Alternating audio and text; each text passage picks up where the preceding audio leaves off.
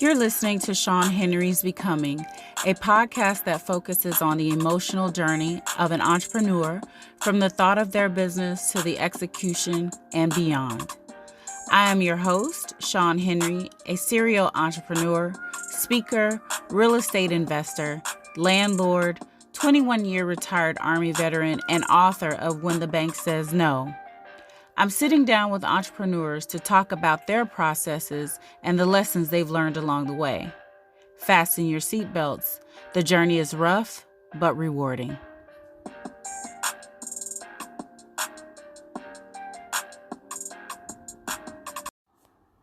Hi, this is Sean Henry from Sean Henry's Becoming. If you haven't heard about Anchor, it's the easiest way to make a podcast. Let me explain. It's free. There's creation tools that allow you to record and edit your podcast right from your phone or computer. Anchor will distribute your podcast for you so it can be heard on Spotify, Apple, Podcasts, and many more. You can make money from your podcast with no listenership. It's everything you need to make in a podcast in one place. Download the free Anchor app or go to anchor.fm to get started. Thank you for tuning in to another episode of Sean Henry's Becoming. We have a special guest with us today, Dr. Kimberly Works. Yes, I said Dr. Kimberly Works, whose focus is bringing high-quality, personalized pediatric care for our little ones and adolescents. Hi, Dr. Works. How are you today? I'm doing amazing. Thank you for taking out time in your day to join us on our podcast and enlighten our guests. Okay, Absolutely. thank you. So we're going to just get right into it, and I always like to start with where are you from? Where did you grow up? So I am actually a military brat. My father served in the U.S. Army for 20 years. He did 20 years. During that time, we were able to travel quite a bit. I actually was born in Japan, and most of my middle school was in Germany. And I ended up going to like 3 different high schools before I actually graduated from school. So we did a lot of bouncing around. My family moved to Atlanta, Georgia in 1997. And so I call Atlanta home now. It worked out. Yes. Now, do you have any siblings? Yeah, so there are 3 of us. We all, surprisingly, all deal with children. My oldest sister is in Florida. She's a youth services manager, so she's in social work. And my younger sister is here in Atlanta. She's a school psychologist for DeKalb County. And so it's amazing that we all ended up dealing with children in some kind of capacity. And you're the middle child? I am the middle child. I'm the the middle child. So how did that work growing up with you being the middle child? You know, they say, and then you work with children. So is that true, the myth about middle children, the middle child syndrome? So yes and no. I really can't elaborate on that. My older sister in Florida, she was before my parents met. And so we didn't grow up in the same household. So in my household, myself and my younger sister, who is 5 years under me. My older sister not lived in the same house with us, but we still had that bond. So I can't really talk about the middle child syndrome, but I've heard about it before. Okay, so then in your... Go ahead. I was going to say, so essentially, then you were the oldest in your house. The oldest in the household. So yes, okay. So that's a lot of pressure being the oldest. I was going to say, that's a whole nother syndrome right there. That's a whole nother one. Okay. And did you grow up in an entrepreneurial household? I know your dad was military, but did you have any entrepreneurial influences? I did. So looking back, there's always been the spirit in my family, in my extended. I have like my father's father was a construction owner. And then we had some of my aunts own boutiques. I have a cousin who flip houses. I have another aunt that does hair. So it's always been in my DNA. And now I'm deciding to branch and go towards that. Okay. Now, your current business is Pediatric Works, yes, LLC. To give honor to my younger sister, she actually came up with the name. I wanted to keep my last name in it in some kind of way, and so she came up with the name. So I have to give her props when it's due. As far as hobbies and so forth, I went to school at South Carolina State HBCU on an athletic scholarship and in Okay. track and field. And once I got there, I realized that track and field wasn't going to be a professional career like I anticipated, but I knew I wanted to be in healthcare some kind of way. And so I ended up and that's the easy short version of it. It's much longer. Mm-hmm. I definitely am Dr. Works today, but it wasn't an easy route.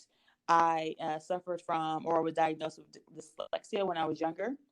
And so I remember when I decided to become a physician, I just felt that that was a daunting task. I would never be able to do that because doctors are so smart and so forth. But I persevered with my family backing me up, and I have a grateful mother. And 13 years later, here I am. Absolutely.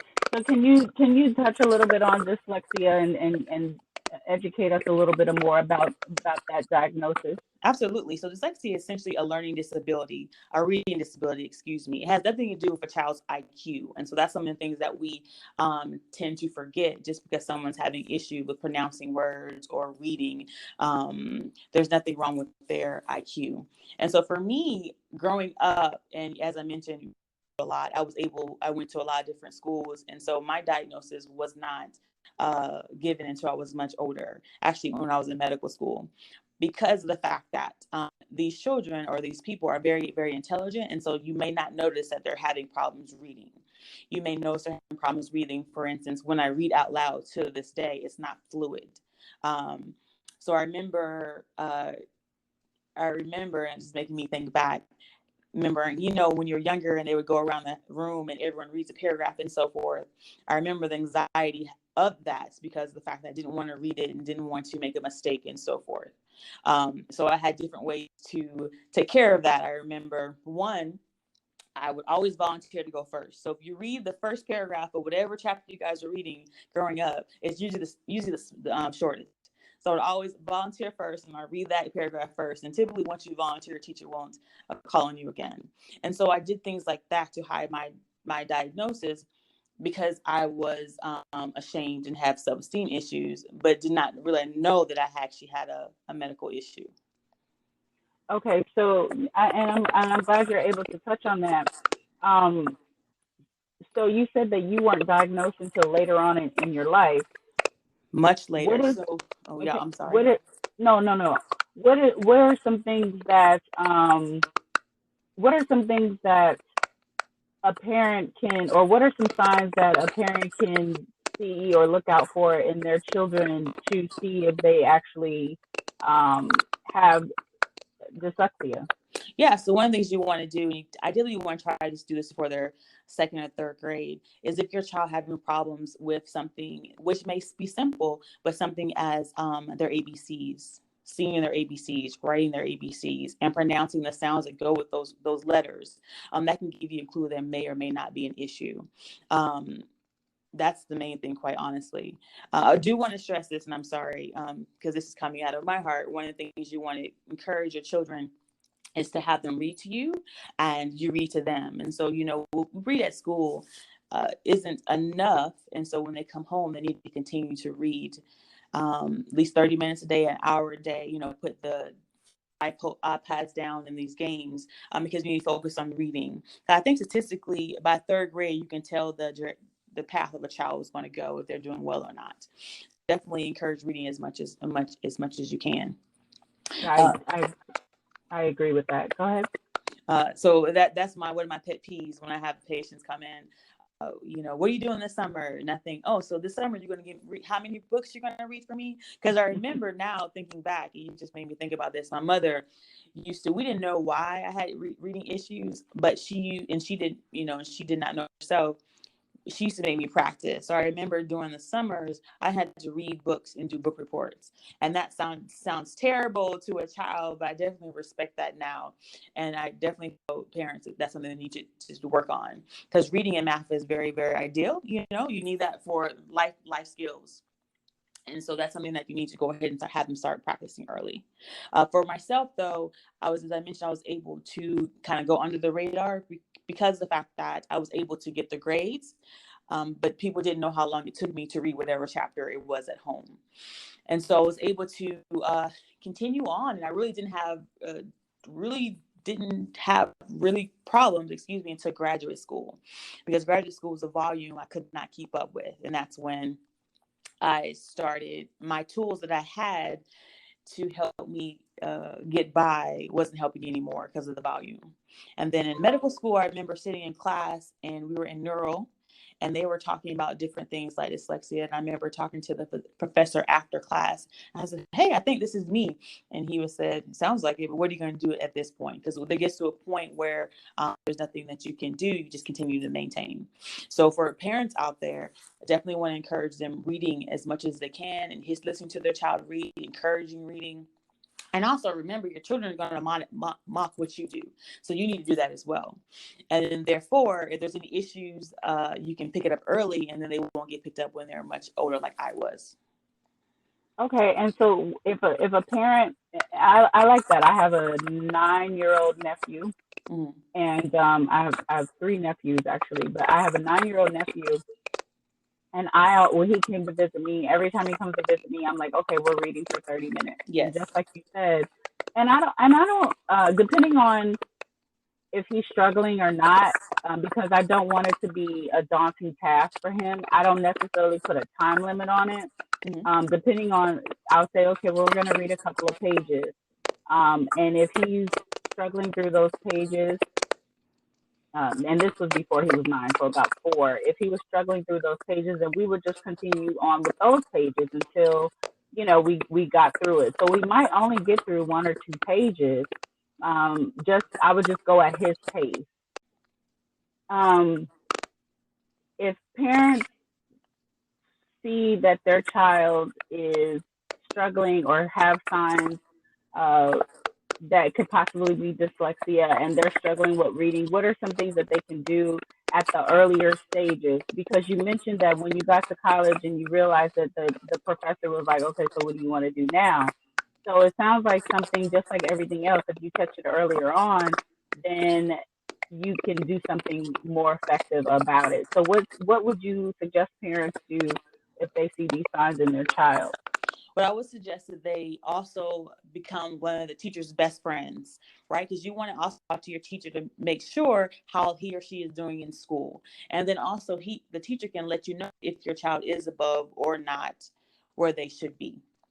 Once you get a relationship with a teacher, and the teacher may be able to include you to more things that's going on, then you can talk to the school itself, and maybe your child's need like a 4-1 IEP plan or some kind of formal documentation to help him or her have extended time during tests, extended time during reading. Sometimes, depending how severe it is, some people need the text to be read to them. Some people, like for instance, for myself, when I read, because reading is a daunting task for me, meaning it's a little bit cumbersome, it's a little bit more tiresome. A lot of times I listen to audiobooks. So those are tools out there that could be there to help your child. But in the day, it's more so repetitively encouraging them to read, like you were doing with your nephew. Small wins is the best thing, because you don't realize how much that's helping their self-confidence in the long run. And thank you for sharing that, because you didn't have to share that part of your development with us. So I appreciate that. I feel like that's going to help, other people that are listening, because, as a young girl, the kids in my class used to make fun of the people that couldn't read out loud. And, Yes. They would call them, horrible names.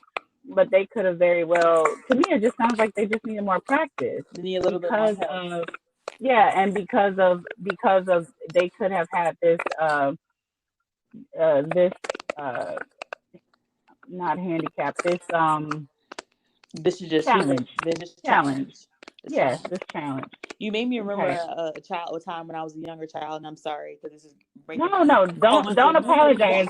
No, don't apologize. This is what this is for. I told you it's conversational, so do not apologize at all. Go ahead. I can't remember how old I was, but I remember I was sitting in class and my crush was sitting beside me and I had to read. Uh-oh. And so I read whatever it was and it wasn't fluent. And I remember saying, "Oh, I messed up." And he said, "You always mess up when you read." And that hurt me so much. I remember that because, when you're younger and he was cute and all that stuff. And so it's more so, in a lot of things that kids deal with nowadays, we just need to empower them and let them know they're going to be okay and let them know basically that's it, right? And so one of the things with dyslexia or ADHD or any anxiety, any of these illnesses or diagnoses, the main thing that you have to focus on is their self-esteem. Because if someone's, like you're saying, making fun of the way you read and so forth, you might start, which I did, start doubting yourself and your capabilities when I'm actually intelligent, or don't want to brag, but I am smart. But the fact that you're getting constantly laughed at. Wait, let me stop you real quick, because you are a whole doctor in these streets, okay? So we brag it on here, okay? So you take a minute, and I have people always tell me, Sean, you don't take time to celebrate your wins. So you know what? Hold on, we are taking a whole minute, and we are going to celebrate Dr. Kimberly Works, because wait a minute, and then for old boy that was sitting next to you, look at her now, okay? Look at her now, talking about she always messed up. You wish she was messing up next to you right now, okay? So no, do not brush past that. Do not brush past that, because you are letting young Black girls know, young Black boys know. Listen, your diagnosis or your challenges, handicap or your challenges do not define you. These are hurdles that you can overcome, and you are a testimony to that, okay? Because you, again, in 2020, you are a whole doctor. And you got the white coat, right? Yes, what is this? The stethoscope. Thank you. You got all of that. I'm paying you to take care of my child. Okay, so let's not overshadow that at all. Thank you for that. I appreciate that. I do. Absolutely. I hear you, and I appreciate that. Yes. So. And you use it for your benefits. And so I remember being told, as I got more comfortable in myself with the whole having dyslexia and stuff, and I would tell people, and I encourage, you should tell people your story, because if someone told me back then, when that young man said that to me, even though he probably didn't mean it mean-heartedly, that you're going to be okay, maybe it wouldn't hurt so much. So I'm definitely about telling your story and then using that to shape you. I think those challenges I had when I was younger made me become who I am today. That's right. And so, but I do appreciate you saying that. Thank you very much. Oh, for sure. Because our babies need to know, and shoot, some adults need to know, like, what our challenges do not define who we are and what we can accomplish. God put us on this earth to be great, and great is what we're going to be. Yes. So at what time, when did you in your life realize that you wanted to be an entrepreneur? So actually recently, it's funny because when I look back, I'm surrounded by them, right? But I have been practicing medicine for about almost 10 years and worked at several major hospital systems, but I wasn't happy. I wasn't happy seeing patients for 5 minutes or seeing 30 or 40 patients a day. And, I became a primary care doctor to not only lend, medical advice, but to be extension of your family. So I want to know, how's the school? I want to know, how's the reading, as we're mentioning. I want to know different things about you to learn you as a whole. And so to be able to do that, I decided to go off on my own. So I moved back home. I moved back to Atlanta, Georgia, about 6-7 months ago. And I opened up Pediatric Works in January. Wow. So your office your practice is here in Atlanta. It is. So for Dunwoody. Dunwoody. Okay, great. So for those who are familiar with the Atlanta area, you definitely can find Dr. Kimberly Works in Dunwoody, and we will put all your information at the end of the podcast so people know exactly where to find you. And you specialize. What do you specialize in? So I'm a pediatrician, so I take care of you from birth until about 18, and some people, until high school, until college, if they're help. But essentially, Pediatric Works, and the reason why I'm able to kind of control my narrative is because of my direct primary care, or DPC model. And so that model, if you don't mind, listeners a little bit about that model. Nope. That model.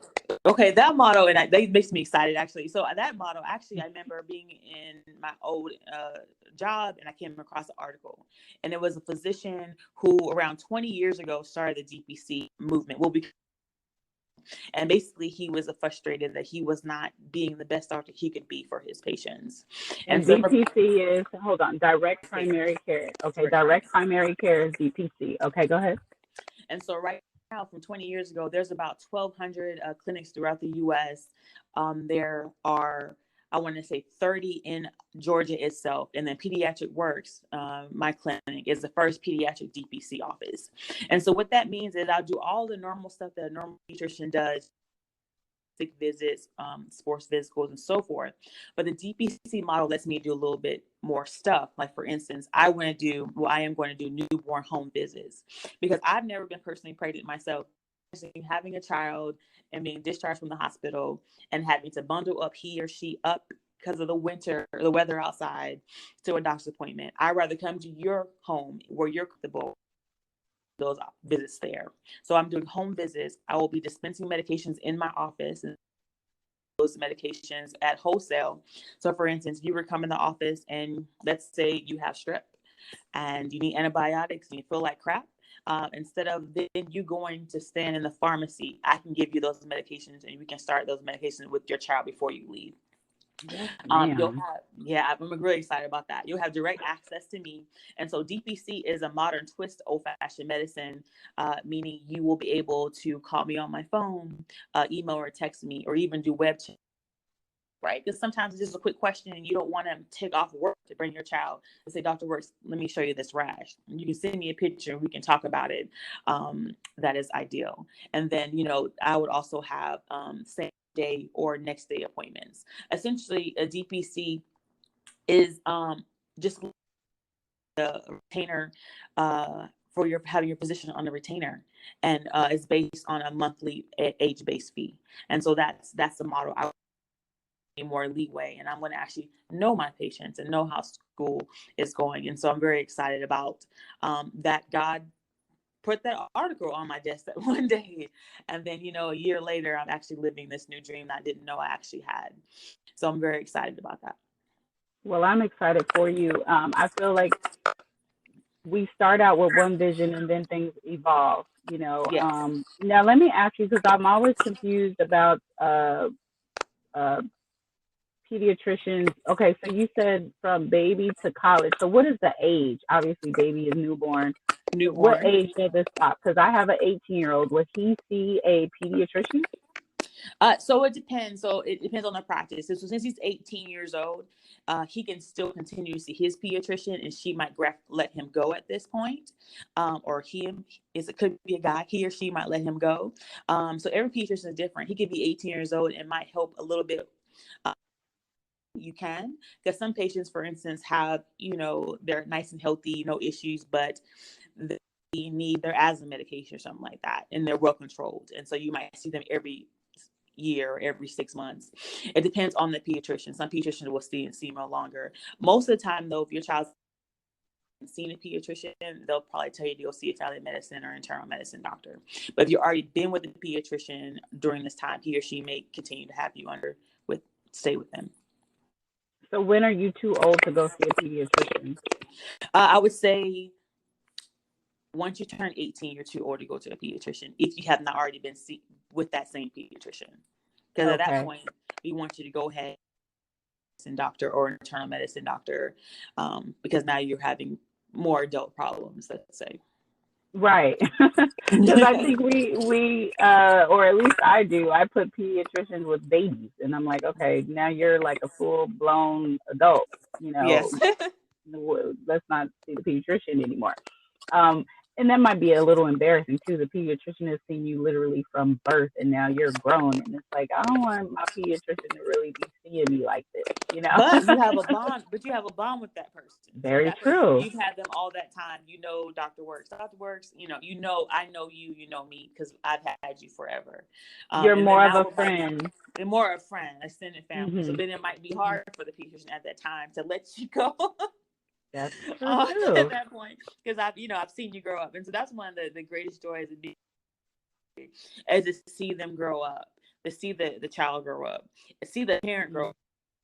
Sometimes, the first baby, new parents, and they have all these questions, and then you see they turn 6 months and they turn a year, and then you see how they're getting process of their child growing and getting comfortable with you, and so it's also for us to see as pediatricians. I remember that at one time I had this child who has diagnosed with autism. And when I first met him, he would not let me touch him and stuff, which is appropriate, for an autistic child. And after a year later, I remember he was in the office. I don't think he was, I can't remember if he was being seen or his brother, quite honestly. But I had to walk out the room. And so I said, okay, I'll be right back. And I walked out, and he walked out behind me. And his mother said, and I can't say his name, but let's say Jerry said, I'm going with my pediatrician. Or no, I'm going with my doctor. And he stopped behind me out the door. That just warmed my heart. Those are the things I love about being a pediatrician. That's what I love about being because he's like, I didn't know her at first. You're not touching me. Right. And most kids need to be like, so that was a good practice that he did. Like, lady, I don't know you. I just met you. You're not touching me. That may not have nothing to do with his autism. Listen, I don't know you.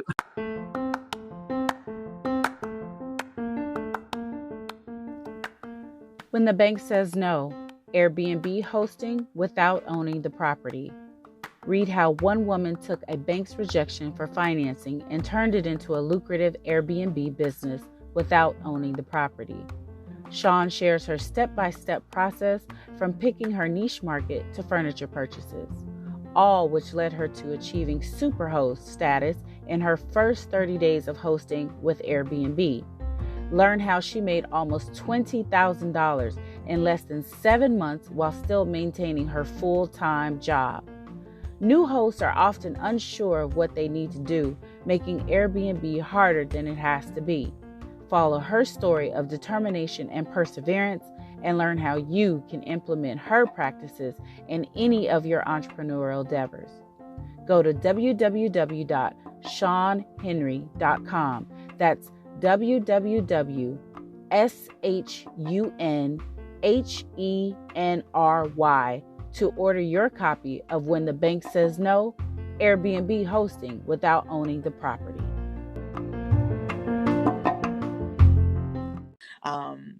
But I definitely love my job, honestly. I just go off. I just love watching them grow up. I just love it all. And so that's why I decided to become a pediatrician. Yeah. So let me ask you, because you mentioned that you don't have any children. So does that affect, does any of your patients or the patient's parents have an issue with you not having any children? Does that affect how you deal with children, or is it all based off of just your education and just your feel for children? So first of all, I have a child. I have a fur pet. She is 4 years old. Yes. We listen. I have a German Shepherd, so I do understand that. Mm-hmm. Perfect. But so no, a lot of times parents will ask me after the consultation, or they'll say, "Oh, you need to hurry up and get some," and so forth. So no, it's they do ask. I think that having a child or not having a child, as long as you pay attention, you'll learn a lot of stuff. For instance, I learn a lot from kids just watching them, and then I can use that, what I see, use that into another practice. For instance, when a mother was saying, my child won't sleep with my child won't sleep. I'm like, okay, and talking a little bit longer and thinking in my last conversation with another child.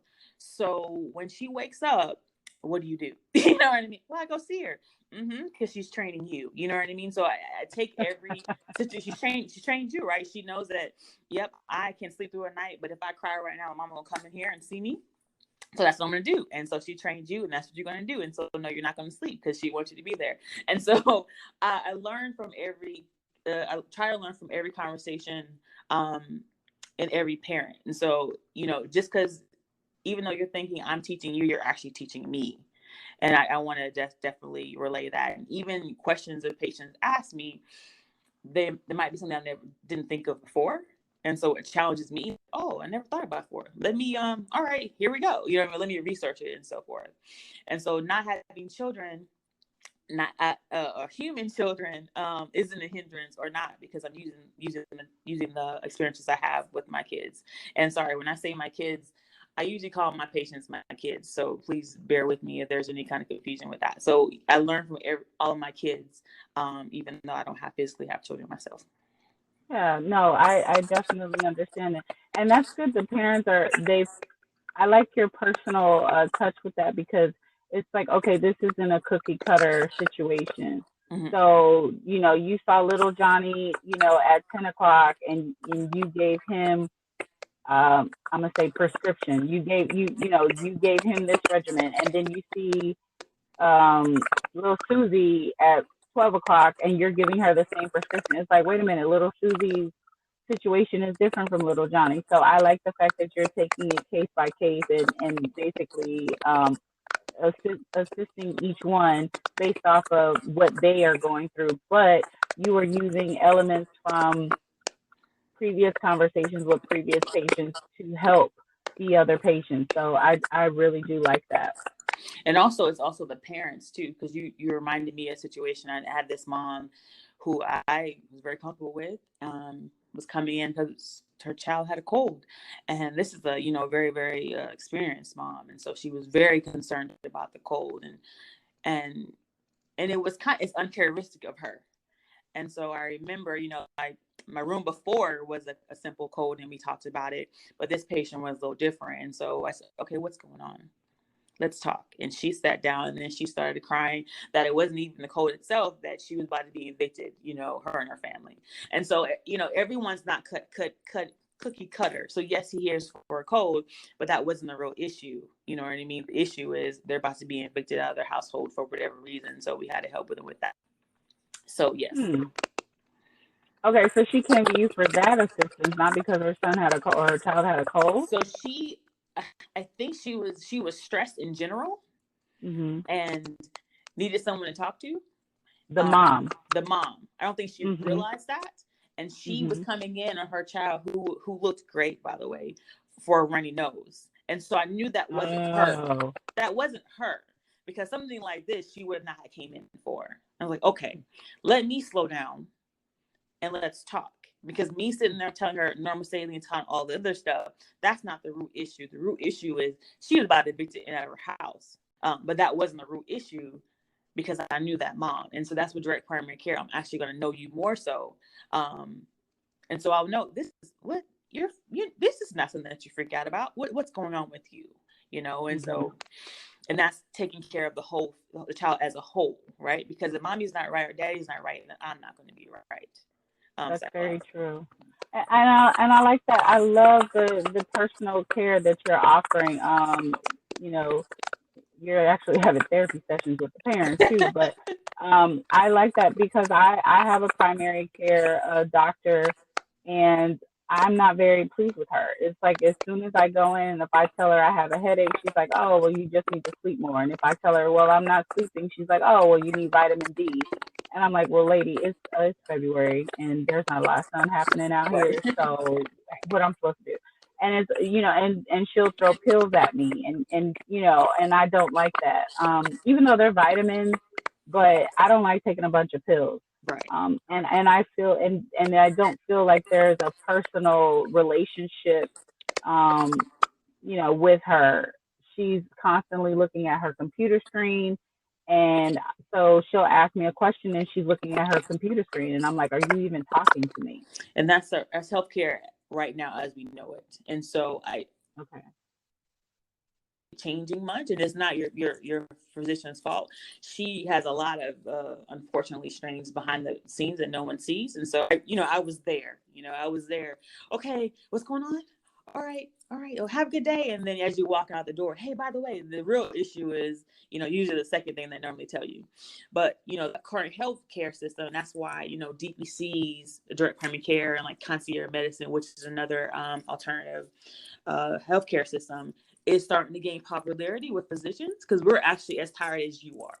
So I'm sure your pediatrician, not your pediatrician, your doctor wanted to be able to spend more time with you, to get to know you. That's what we go to medicine for. We go to medicine to take care of you, and not just the symptoms. We go to school to not be a data entry typing on the computer. But this is the current system that we have now. And so I decided to try to change my own narrative and open Pediatric Works. That's what I'm trying to do. Well, not trying. That's what I am doing, actually. That's what you have done. That's exactly what you have done. And let me just tell you, I appreciate you. I don't have a child young enough to see you, but I appreciate you, and I feel that you availing yourself to our listeners, well, they could possibly start asking for direct primary care. So finding direct primary care clinics because they've heard it here. They may have heard it somewhere else or whatever, but now they are more aware of what it is about. Let me ask you now, does one's insurance take care of your fees, or how are your patients able to pay you, especially for this personal care? Sure. So essentially, yes, insurance, you definitely need insurance in general. I don't discriminate what insurance you have. You do insurance because there's things that I'm not able to take care of. So if you come in a car accident and need surgery, I can't take care of that. So you need insurance. And so there is no discrimination of what insurance you have. We just recommend that you have insurance. As far as the fees, essentially, it is a monthly fee that you pay out of your pocket, essentially equivalent to like your cell phone bill. Everyone has a different fee, but like your cell phone bill every month.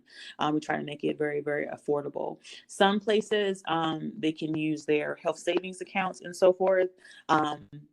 It depends on your your employer about those kind of questions that you have to ask them.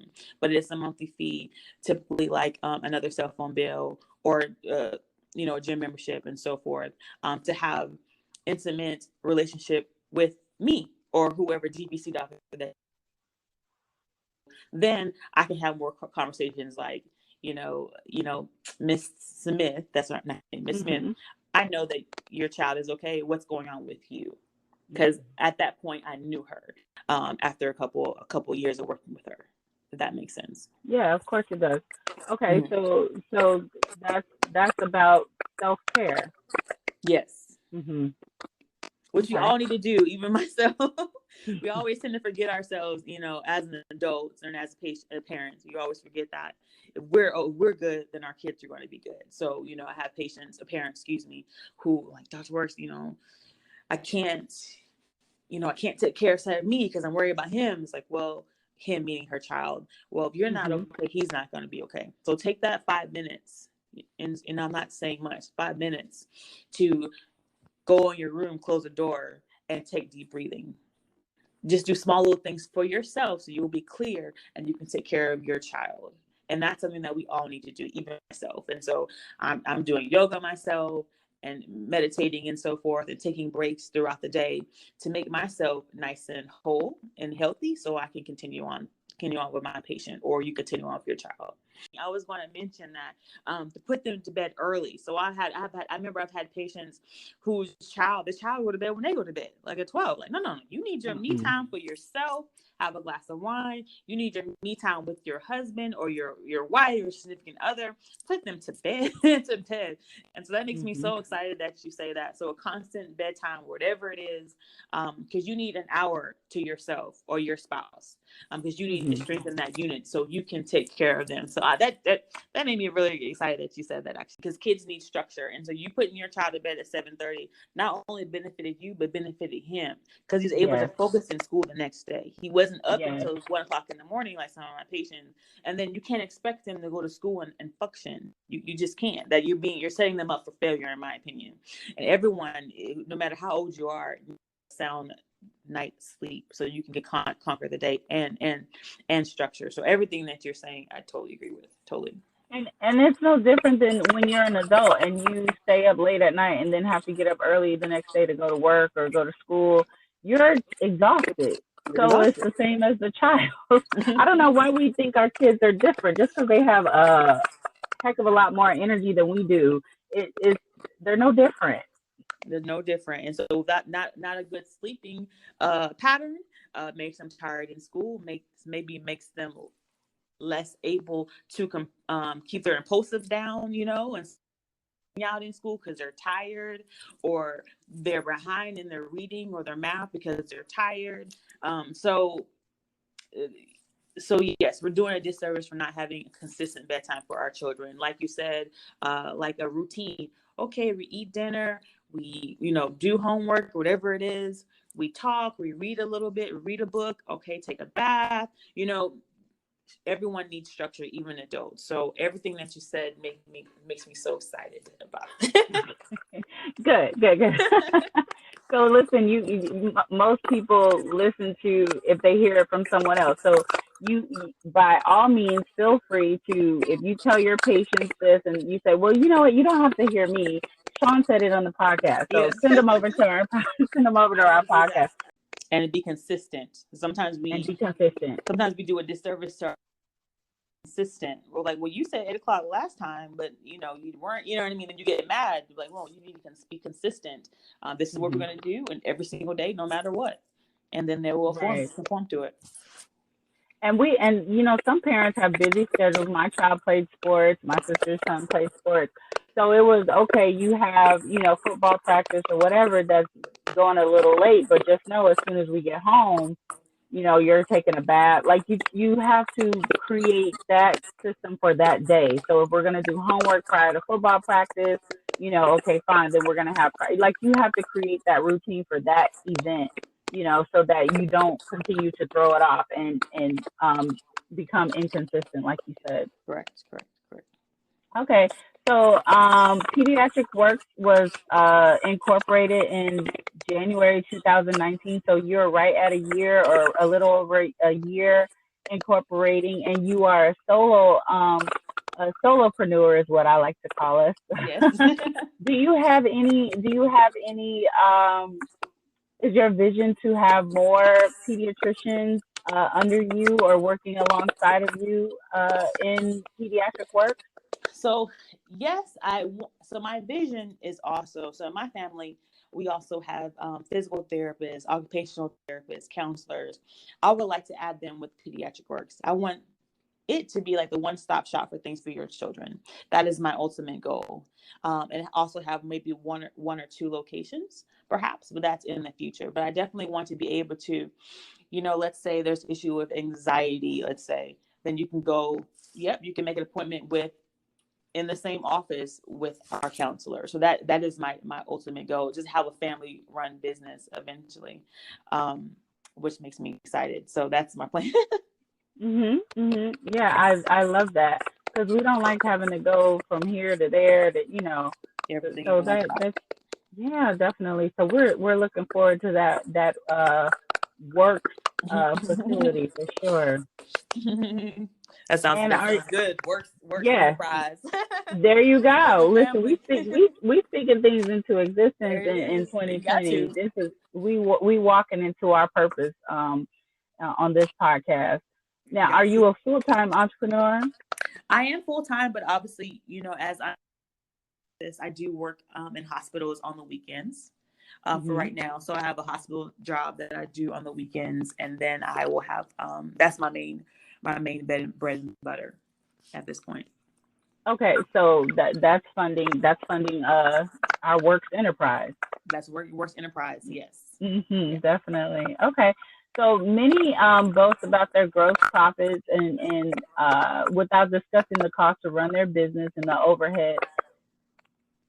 This gives a false narrative that you should quit your 9 to 5. Okay, giving up that guaranteed, and guaranteed is in air quotes. Okay, that guaranteed check to become an entrepreneur and make $1 million overnight is what people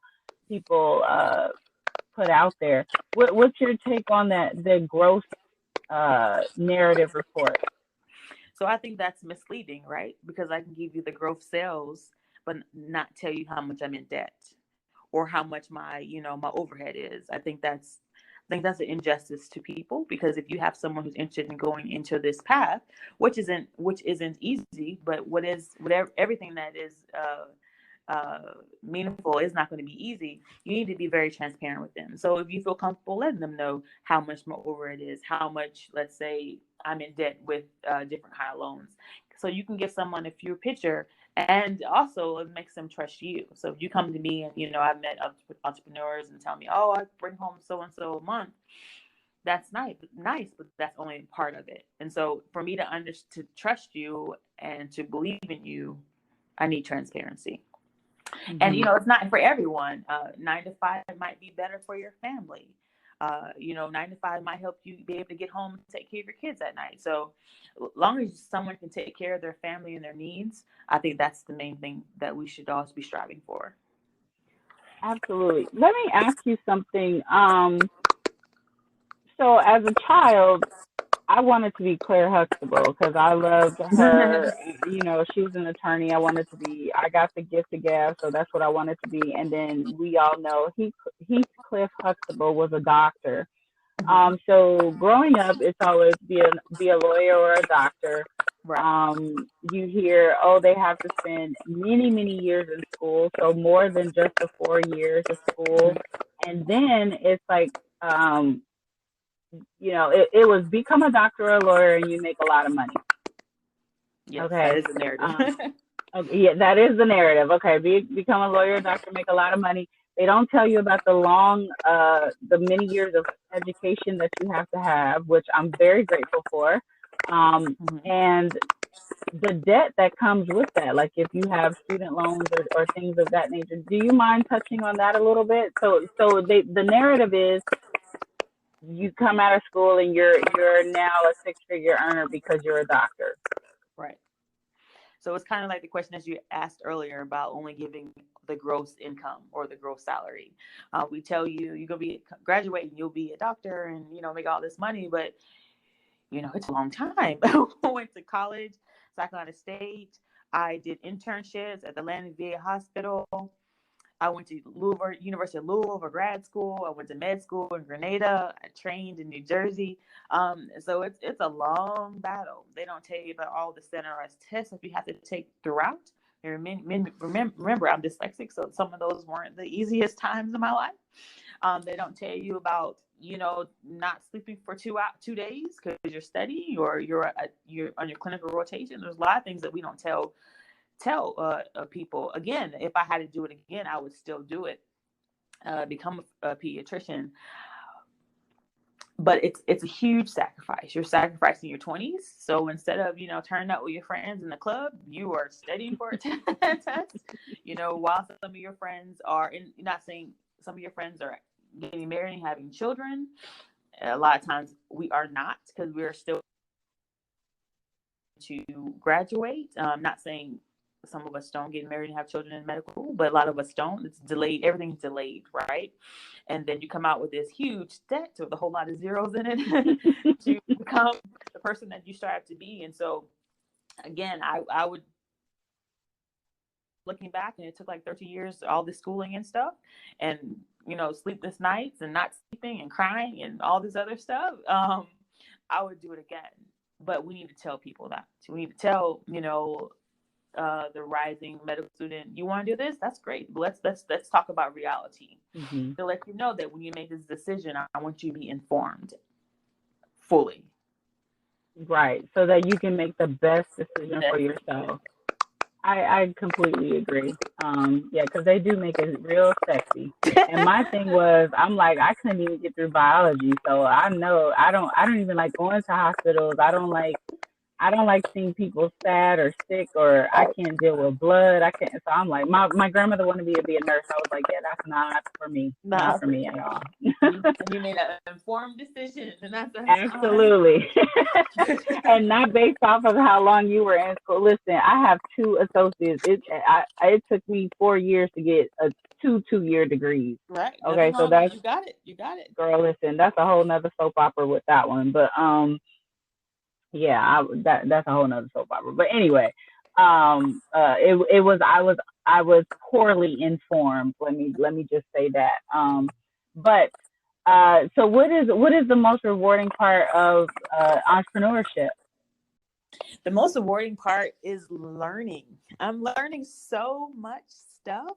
Uh, for instance, yesterday I ordered some lab work on one of my patients, and I went to draw the labs, and I was like, "Whoa, let me figure out what tube this goes in and stuff." So I'm learning so much about marketing. My social media. I really wasn't a social media person, but I want to put myself out there. So I have Pediatric Works Facebook, Instagram, and trying to put content out there. I'm doing videos on there, put content so you'll know Pediatric Works and who Dr. Works is, and just healthy tips. The business, I'm learning a lot, and I'm learning a lot, and I'm loving the fact that obviously a lot of people going in medicine, lifelong learner. So even though what I learned last month in medicine, it might not be relevant. So we're continually learning. And so I think that's why I like it so much, because I'm learning so many things I did not know before, because I had a whole full staff, or I was working under everything. So that's the most rewarding things for me right now. And you sound so excited. Like I can hear it in your voice. You sound, and you know what? That's what someone would want to hear from their doctor. We don't want to hear you all burnt out. We don't want that, because we feel like that same energy is what you're going to give to us, and Mhm. So I'm enjoying your energy for sure. So let's flip it though. What are some of the challenges of being an entrepreneur? One of the challenges is so I am kind of quiet a little bit, I think, unless you really know me. I'm kind of myself out there. So one of the challenges for me, and you can see, and it's very honestly, if you look at some of my videos in the beginning, it's like, oh, you look very uncomfortable, because I really was uncomfortable. So putting myself out there, um, talking more on a larger scene than I'm used to. So me and you and the patient in the room, you can see Dr. Works, but the videos and the social media, and just putting yourself out there in ways I've never had to before, or have to. And so Hmm. that's challenging and rewarding at the same time. I remember looking at my earlier videos that I posted, and I said, I can't even watch this, and it was me. I'm getting a little bit more comfortable. I'm getting in my groove and things. Not saying I'm polished at all, because there's still a lot of things that I am learning on a daily basis. Even this podcast today, I was a little nervous, because I've never did a podcast before. Just go out there, just show what is showing up. So I'm showing up and doing it. Yeah, and And you're if it doing doesn't it work very out, then I well. did. You're doing it very well. You're giving us a lot of great information. So we are very, very thankful that you didn't allow this challenge to stop you. Absolutely. What is one action that a new business owner can do to get past their stagnant phase, or what is something that you did to get past your stagnant phase? So I have actually surrounded. So I am blessed, and so your friend should model who you are or who you want to be. So I have a lot of friends who are entrepreneurs, and or in marketing, and or in finance. So I have a lot of people who I can lean on, which is a blessing, to help me. So when I get stagnant, like for instance, I was a couple weeks ago, I was like, oh my goodness, am I doing this right? Do I doing this right? I called my mentor, Dr. He talked me down the wall. And then I ended up calling my financial advisor, Dr. Scott Silver, who helped me also calm me down. And so you have to have a support system. And of course, I have my loved ones, not trying to miss them, but definitely having a support system around you, people who love you and support you no matter what. That is ideal. I completely agree with that. No, but what would you say to the person who feels like they don't have a support system? Because you talked about earlier with the baby, training the mom, and you essentially were telling the mom that this baby needs to self-soothe. Mm-hmm. So, what if we have the people around us and they're not available? What if Dr. A wasn't available, or what if your financial advisor wasn't available? What would you say? Okay, I need to talk myself off of this ledge. So that's a good question. One, don't have a support group, create your support group.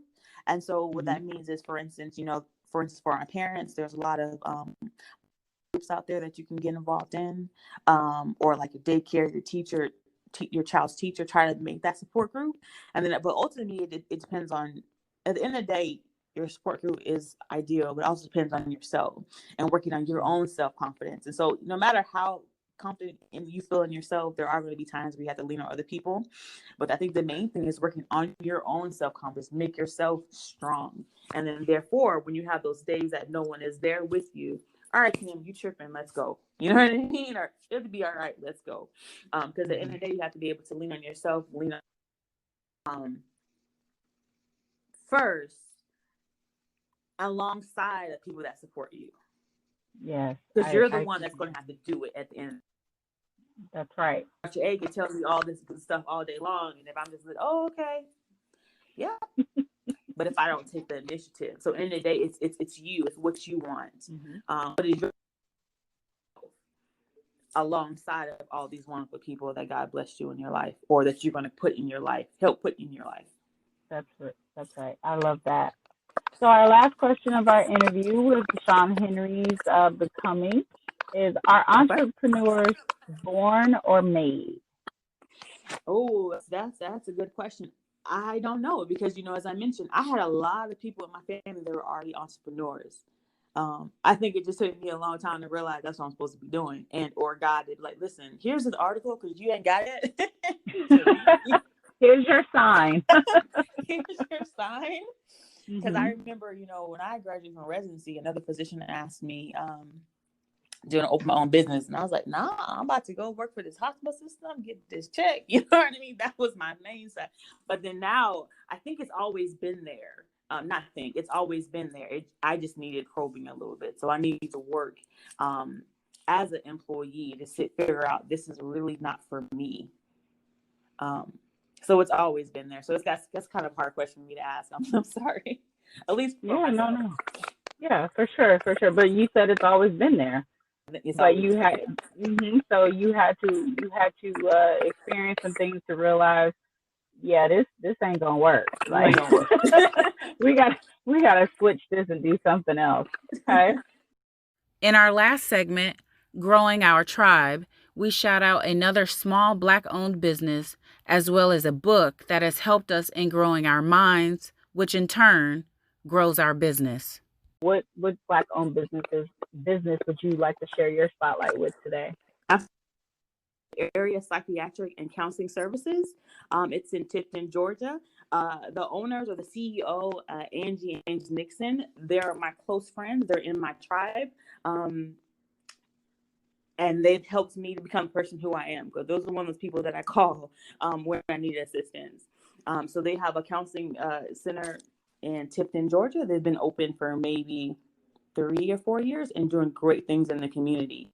When I worked in Tifton, I sent a lot of my patients there for counseling service, and I knew they were going to be taken care of. So that's the clinic, and that's the Black-owned business that I want to shout out.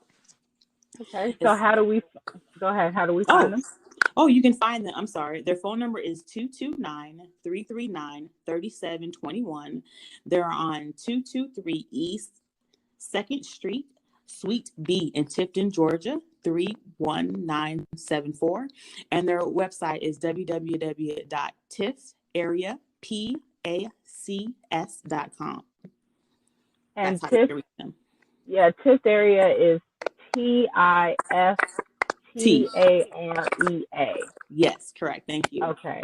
Yeah, because that T sounds a little silent in there. So it's Tiff area, Psychiatric and Counseling Services in Tifton, Georgia. So thank you for that. And then What book has helped you or your business grow? So the book I'm reading right now is I was given from one of my old track, because I ran track teammates, Jackie. We ran Quicksilver together. She ended up going to University of South Carolina State. But the book that she encouraged me to read, that her mentor told her to read, was The E Myth Revisited by Michael Gerber. Essentially, it's a book, because I get the statistics, but it's like, what is it? 80% of small businesses close in the first 5 years, and I think though out of those 80% of them close or something like that. And I don't know exactly, but in other words, a lot of the small businesses close, and so I don't want to become that statistic. So I'm starting to read that book at this point, and had a lot of good points about basically what we were talking about earlier, about having structure in your operation, having those things written down. And so essentially that's the book that I'm reading right now that I'm actually really excited about. Oh, that is amazing. So I'm gonna have to. I think I've read that book, or I have it, and I'm gonna have to revisit that for sure. Mm-hmm, mm-hmm, mm-hmm. So Dr. Works, let us know, how do we find you? Oh, my website is pediatricworks.co. That is works, WORKS. You can follow me in on Facebook and Instagram at Pediatric Works. That is my tagline. From there, I'll have content about monthly, about 2 or 3 times a month. I put videos out and me talking about different things like codes or sleep routines and so forth. And then I also have content on there with pictures. My phone number also is 404-301-2191. Those are the few ways that you can contact me, and you also can contact me by messaging as well. Thank you so much. I really appreciate you joining us today. You have just opened our hearts and our minds on so many different levels. It's amazing how there are everyone that I've had on this podcast. It's an onion. We come on to talk about one thing, and we peel back that onion and those layers, and we have so much more to talk about. So I really appreciate. Thank you so much for enlightening us on the challenges of dyslexia, but letting us know that is something that we can overcome. Mm-hmm. It is not a death sentence. It's not a you're not going to be successful. And lastly, again, I just want to shout out your little crush and let him. And I want to give him a little light. Yeah, I give him a little light for all the haters, that have something to say. I just want you to look at Dr. Works now. Okay, that's what it is. So when you Google Dr. Kimberly in Works, just know, okay, she overcame dyslexia. She is doing great things, and you never know. You may have your child visiting her from birth to about 17 to 18 years old. So thank you again, Dr. Works, for joining us. I really appreciate it. No, I appreciate it. Thank you. Okay. So how do you feel about that? You good? I thank you so much for, first of all, being so kind and breaking me in. Oh, yeah. This is something I've never done before. And so it was, as you mentioned, when I met you about 2 weeks, 3 weeks ago, it was a conversation. And so it definitely took the pressure off, know. Again, I can't thank you enough, honestly. I really can't. So I'm hoping that the sound quality, as soon as we get off, it'll do its thing and message me to let me know that it's done. So I hope the sound quality is great. From my end, again, I only heard that click clacking when I was talking. So if that is the case, then I'm gonna take out a lot of what I said, because that can be very distracting for me. But I didn't hear it when you were talking. Did you hear it on your side? What's that? Let me think. I don't. Might be right. You're like, I don't even know. If you have to think, you probably do. But you're laughing. Yeah, because I'm talking. Right. Okay. So good. So again, this is all about you and the spotlighting you and what it is that you do. And so if it is in there, then I will eliminate a lot of what I'm saying. But I really appreciate you coming on. I am I'm still trying to figure out what my talent is. People always tell you what your talent is, this, that, and the third. Right. But this podcast has really been a blessing to me.